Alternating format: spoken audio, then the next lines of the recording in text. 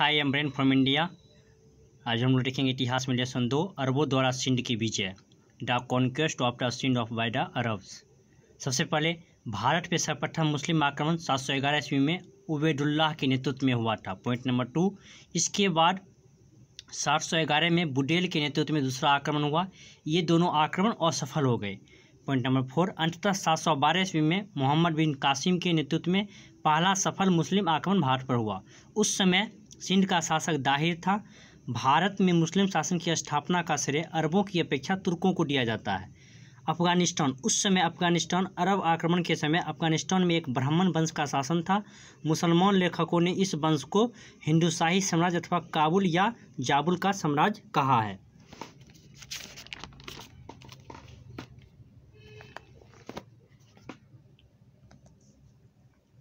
उस समय कश्मीर में 7वीं शताब्दी में कश्मीर के दुर्लभम ने कारकेट वंश की स्थापना की।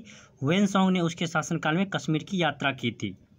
दुर्लभ वर्धन के उत्तराधिकार दुर्लभ हक हुआ, जिसने प्रतापदित्य की उपाधि धारण की। कश्मीर में शासकों के ललितादित्य मुक्तापीड, जो लगभग 724 ईस्वी में सिंहासन पर बैठा, उसका साम्राज्य पूर्व में बंगाल, दक्षिण में कोंकण, उत्तर पश्चिम में तुर्कमेनिस्तान और उत्तर पूर्व में तिब्बत का विस्तृत था।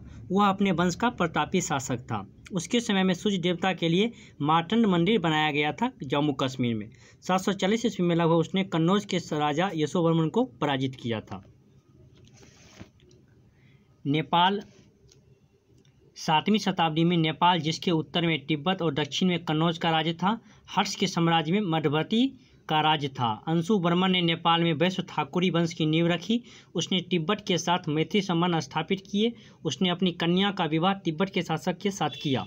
हर्ष की मृत्यु के बाद तिब्बत का और नेपाल की सेना ने चीन के राजदूत वांग होंगसो को कन्नौज के सिंहासन का अपहरण करने वाले अर्जुन के विरुद्ध सहायता प्रदान की। कामरूप, असम, हर्ष के समय कामरूप में भास्कर वर्मन का शासक था। हर्ष की मृत्यु के उपरांत उसने अपने राज्य की स्वतंत्रता घोषणा की। यह प्रतीत होता है कि वह अधिक समय तक स्वाधीन न रह सका। भास्कर वर्मन ने लगभग 650 ईस्वी तक शासन किया। भास्कर वर्मन के बाद उसके वंश का समाप्त हो गया। कालांतर में कामरूप पाल साम्राज्य का अंग बनाया।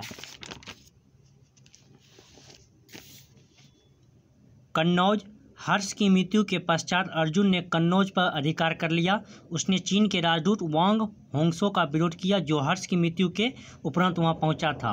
वांग होंगसे पुनः असम, तिब्बत और नेपाल की सैन्य सहायता लेकर लौटा। युद्ध में अर्जुन की हार हुई। अर्जुन को बंदी बनाकर चीन ले जाया गया। तत्पश्चात वहीं कारागार में उसकी मृत्यु हो गई।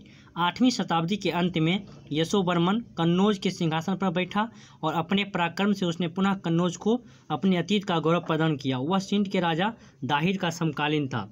इसके उपरांत कन्नौज का आधिपत्य के लिए 8वीं शताब्दी की 3 बड़ी शक्तियां पाल, गुज्जर, प्रतिहार और राष्ट्रकूटों के मध्य एक संग्राम हुआ, जिसे त्रिपक्षीय संघर्ष के नाम से जाना जाता है। कुछ समय के लिए कन्नौज पर प्रतिहारों का आधिपत्य स्थापित हो गया, परंतु बाद में उनका स्थान पाल वंश लिया। अंततः इस युद्ध में प्रतिहार की विजय हुई। इसके बाद प्रतिहार उत्तर भारत की एक महत्वपूर्ण शक्ति के रूप में उभर कर आए। बंगाल, बंगाल में गौड़ शासक शशांक का शासन, जिसने 600 से 638 ईस्वी तक गौड़ समाज पर शासन किया।